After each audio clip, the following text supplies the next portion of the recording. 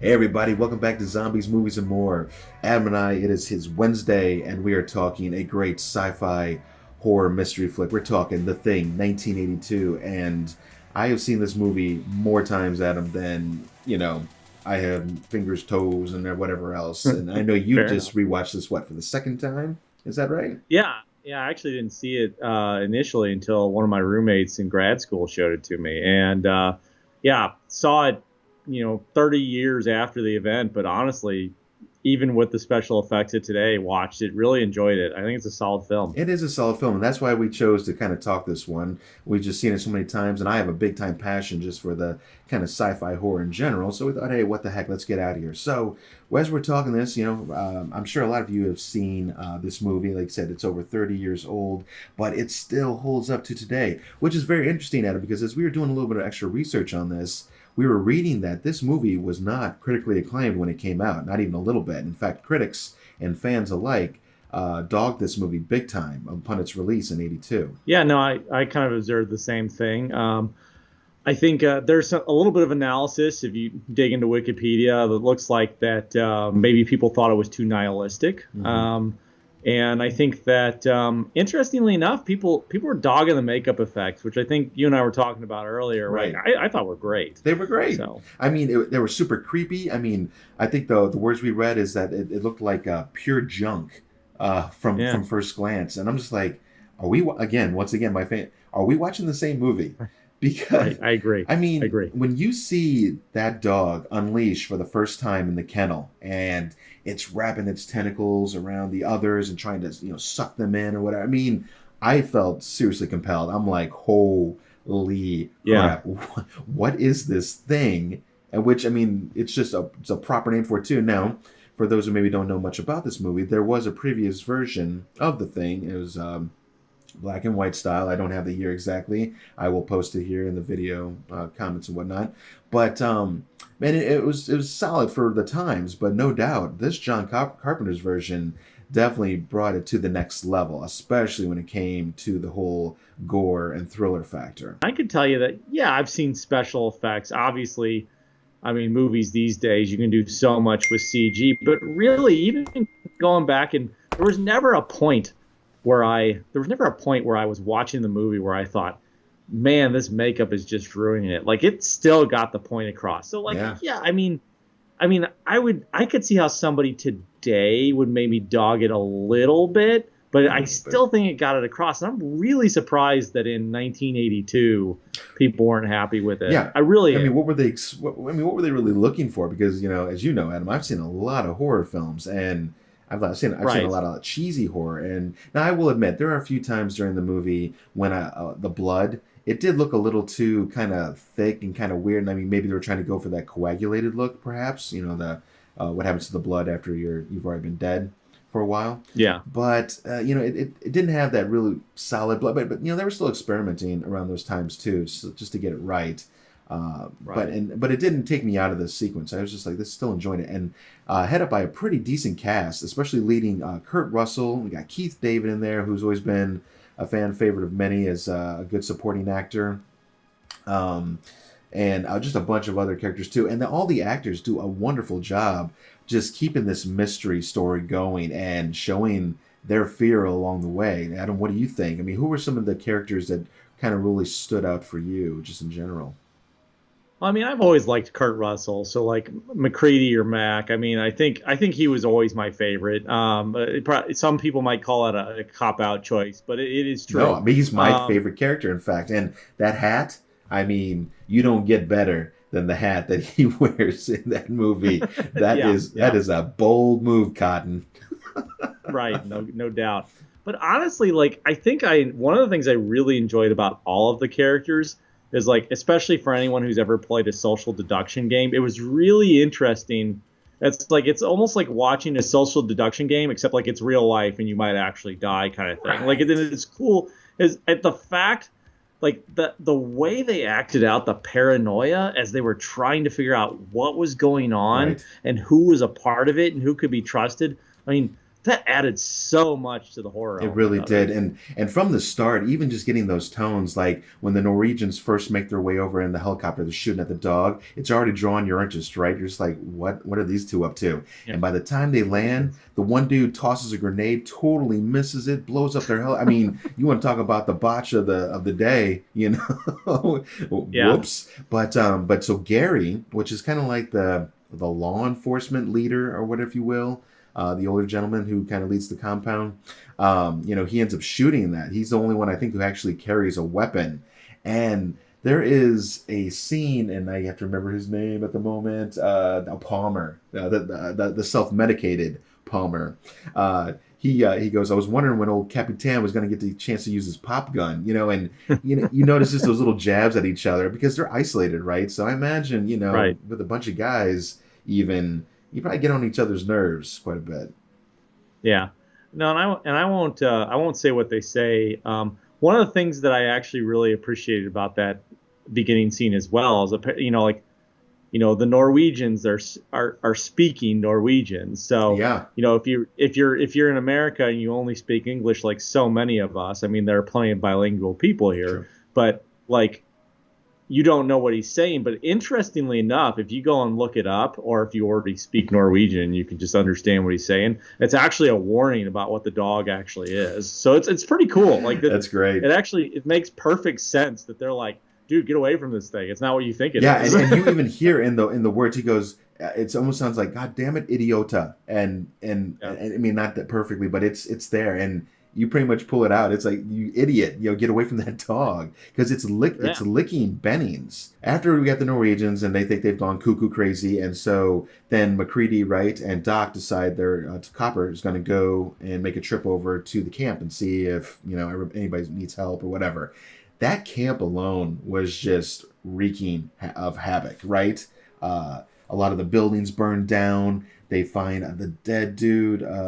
Let me see here. In the one room with his sliced wrist with the blood frozen, so you could tell he Yeah. totally did it to himself. And as he kind of laid there, and then the blood I mean, this place looked like the House of Horrors. And you Yeah. can only imagine if you put yourselves in their position, what were they thinking after seeing all this stuff? And I think, but the looks on Kurt Russell, McCready's face, and Doc Copper, I mean, I think it just spells it out, man. Like this thrill ride you're about to go on in this movie.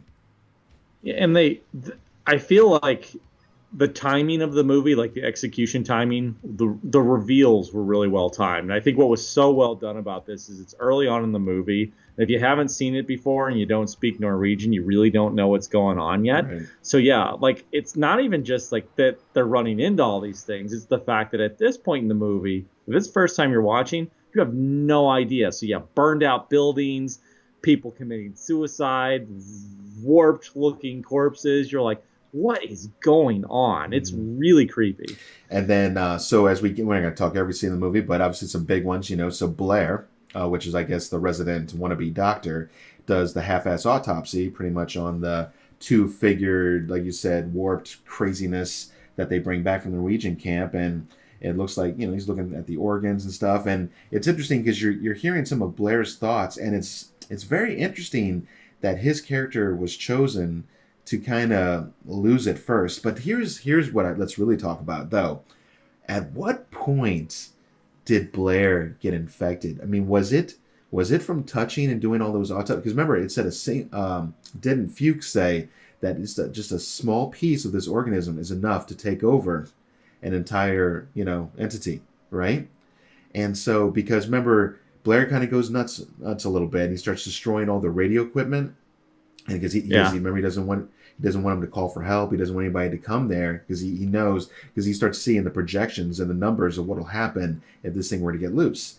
And so Right. I've always tried to, as no matter how many times I've watched this movie, I always try to understand. I try to think to myself, was he already like basically being consumed by this thing? I imagine not, because not yet at least, because the thing wanted to be found. It wants to get out, right? And it Yeah. knows it's probably isolated there in the cold, and it's already frozen before.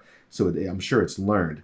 So what I'm wondering is, when they brought Blair out to that little cabin that was outside or whatever, did it somehow get him? I mean, that's the only place, Adam, I can figure that it could have gotten him. Yeah, but I think that makes most sense. But one of the things I also want to add is I think that there are several things, maybe not a lot, several things that are left intentionally ambiguous. And I think that That's true. maybe when Blair turns could be one of those things it is. But it does seem likely, based on the conversations between Mac and Blair, if we're playing a social deduction game. Mm-hmm. I'm probably leaning toward what you just said. Okay. It's after they kind of get rid of him because he's causing too much problems for the rest of them. They put him out in that shed. Yeah. I think that's probably when it happens. But yeah, you're right. You don't really know. Yeah. Yeah. It keeps you guessing. It does keep you guessing. It keeps you guessing the entire time. There was one of the first times when the dog is just kind of creepily just kind of moving throughout the complex. And it kind of goes by the one room, and there's a shadow of a figure on a wall, one of the guys, obviously. And he kind of turns and beckons to the dog, and you don't know who it is. Now, from when I was looking, I always thought it was Norris, that Callahan character I was showing, Charles Callahan, the one I was just talking to you about earlier, Adam. And because I could see the makeup from his hair to his kind of body build, a little larger. But apparently, when it was filmed, John Carpenter didn't want any people figuring out what that character could be. Again, keeping that ambiguity, Right. And so you never really know who it is. But it's those kinds of things that keeps you guessing. That this mystery, it just, even though it's still unraveling as you move along, as each character either gets infected or something else bad happens, you're still not sure who has it. Right. And I think that kind of intensity really propelled the movie, even though it's slower and even though it's that slow build, it keeps you on your edge because you just don't know. I think that the big thing that sells it is not just the ambiguity, but like watching the characters change as things start to escalate more and more, as things around the base start dying, as they actually start to figure out what the thing is and that it can infect other people. And I think, to me, that like watching the characters get scared and try to solve the problem really just adds to the kind of the horror and creepiness element of it. And I think it's just really, those emotions are really well acted out. And I think that's a big part of the reason why the movie is so well received. And you can tell that there's tensions between certain characters, even from the beginning. Palmer and Windows, they don't get along whatsoever. You can always tell that. Windows is almost kind of seen as almost like kind of the outcast. Blair's always giving him trouble, when he's on the radio, get a hold of people. And I always love that line, even though it's not a great one. He goes, things are getting a lot worse before they get any better. And, I'm sorry, that was Gary giving him crap all the time. And Gary's like, well, stick to it, Windows. Stick to it. I mean, I'm like, this poor guy, man. He just can't get a break, Yeah. And then later on, Palmer's accusing certain things. And he's like, and Windows, where were you? And you can just tell, people, they're like you said, the fear, their tensions are rising. And some of them are changing from these calm, cool, and collected people we saw earlier in the film. And it's just a shame to see them unravel like that. But that's how it goes down, especially when McCready's trying to lead the charge here and trying to keep everybody together. And then even at some point, they single him out as he's one of them, right? And Knowles actually leaves him out there and cuts the guide wire so that he can freeze to death. I mean, he technically didn't have true proof. I mean, yes, he did have the torn clothes with McCready on it. And I will admit, that is pretty damn compelling because we figured out that it rips through your clothes, right? When you're changing. But man, to sentence somebody to death just like that, wow. So when you're thinking about some of the transformations, were there any ones that you were particularly really wowed by or just like caught off guard when you finally saw them? Because there were several pretty crazy creatures that, I mean, the thing is never just one simple, like it always looks like this or it always looks like that. I think the one that really surprised me the most was actually when the stomach opened up and then they kind of torched the guy, and his head came off. and they already, by this point in the movie, that any cell can survive. Right. But just it's it's like you know it, but you don't expect it. So like then the head comes off and like forms its own legs. You're like, oh my god, what's that head gonna do? Yeah. I think that was the one that probably like it wasn't the most gruesome, Mm-hmm. but I think it was one of the creepiest parts of the movie. It was absolutely creepy. Those teeth and was, I mean, so it had already now, and it was a little confusing too because you thought that it had to copy him first, but I guess not necessarily. Like if it was already inside of you and maybe starting to change you, I suppose it could finally just take over. And I guess once Norris finally, I guess, died from that heart attack or whatever it was, the body was allowed to basically do whatever transformations the thing wanted it to do. That's my best guess to it.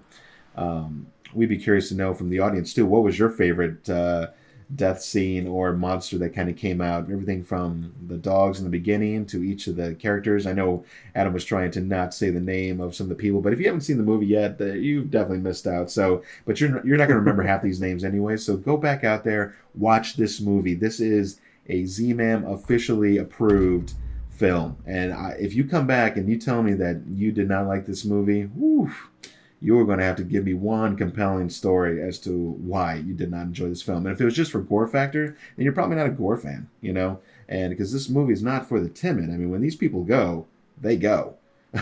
Yeah. The thing is, it's very violent when it comes out. And I will admit the dog scene was probably a little much for some, you know, for dog lovers and whatnot. But again, just showing the intensity of this thing and what it can do, I think it really set the stage as the movie went on.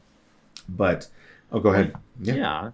And honestly, it did the same thing to dogs that it did to humans. I think you're right. It just hit home on the fact that this thing's primary goal is to survive and basically spread. Right. So And so what did you think about, so when you finally get a chance, they go out, they find this structure that the Norwegians were messing with, and they get the coordinates and they get out there, and we see that it's actually a spaceship that's been buried in the ice for, what, thousands of years, I think they said, or whatever.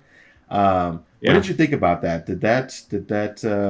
Does the alien aspect, did that help you with the movie in understanding this thing? Or was it kind of like, we just kind of like, whatever. I mean, it could have... I think by that point for me, I think there's actually a scene at the very beginning of the movie where there's like a UFO in space. Yep.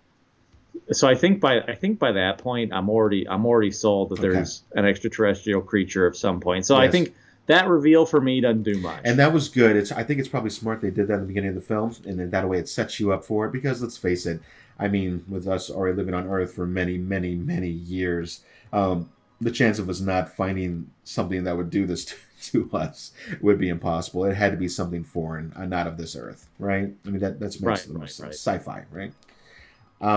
Now, so we were talking scenes there for a moment. So I love the scene you're talking about with that character on the table and what happens to everybody after that. I do really enjoy a scene where MacReady is doing the blood test, and apparently once John Carpenter, director of this, when he read that scene, he was immediately on board. I can't snap my fingers. But he was immediately on board. He was ready to do the film. He loved it so much. Yeah. And it said that he loved the idea of the cell, the entity inside of a person, and that you can't see it, because it had mentioned that he was kind of really displeased when he saw Alien, because he couldn't help but imagine that the alien was a guy in a suit, you know, moving around, which I mean, I get his point. I don't agree. The alien is completely terrifying. We may talk that on another film, but I digress. We'll get back to this.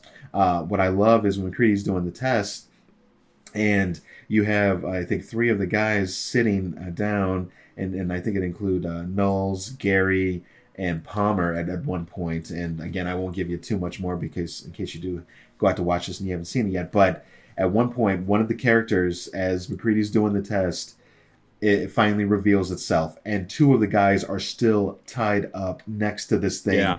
And you want to talk about like that oh shit moment. I mean, it's very intense. I think I like the earlier scene that you were talking about, Adam, better when it comes to, you know, the detail of the gore and everything else, the special effects. which again were all practical. They weren't doing all the CGI junk, and especially like they did in the 2011 version, which wasn't necessarily terrible. It's just, let's face it, CGI. It's just a different type of movie. It really is.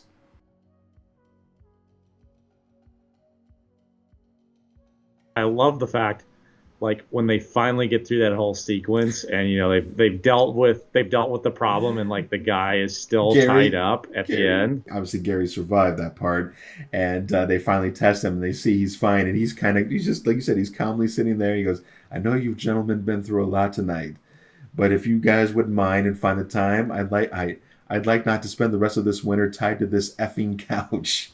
That's what it was. I mean, what a great line. It's so great, in fact. And my wife is not a huge fan of sci-fi horror in general, whatever, but she did really get a good laugh and giggle when it was cool to see that natural reaction because she had never seen the movie before. And there Right. was some small little interjects of humor in this movie, but not much. I mean, let's face it, this is a serious film. Agreed.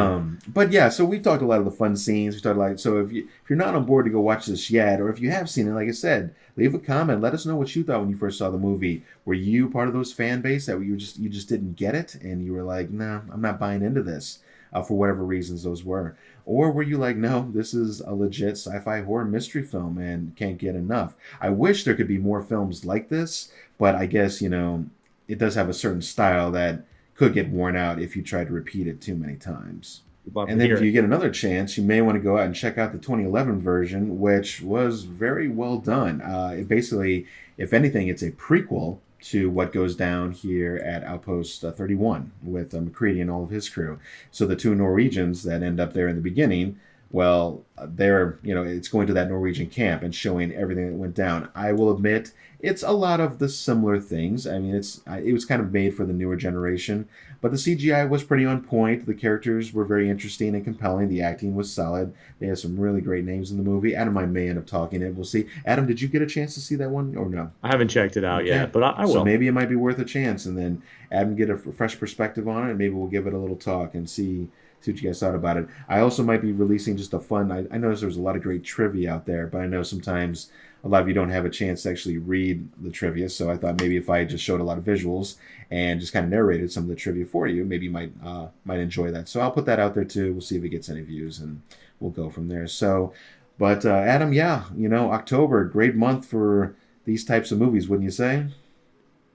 Definitely, and I think most of us would say that this is a good one to pick up and watch. Like you said, one of the best horror movies you've ever seen, and I know I haven't watched as many as you, but it's high on my list And too. so you have a list of movies that you might be going through too. And did you get a chance to look at any of those movies on your list that I gave you? Not just yet, Okay. no, but I will. So we'll be looking at some of those to see if there's some other ideas. We had a thought of maybe kind of talking Friday the 13th, the first movie versus Halloween first movie, and just kind of a little bit of background of where those movies kind of came from, and also their main villains and killers for that matter, and which one's the stronger character. So maybe be looking out for that in the upcoming next week or two. There'll be other fun stuffs as well. So with that said, I am Mike, and this is Adam with the ZMAM Show, and we will catch you guys at the next review.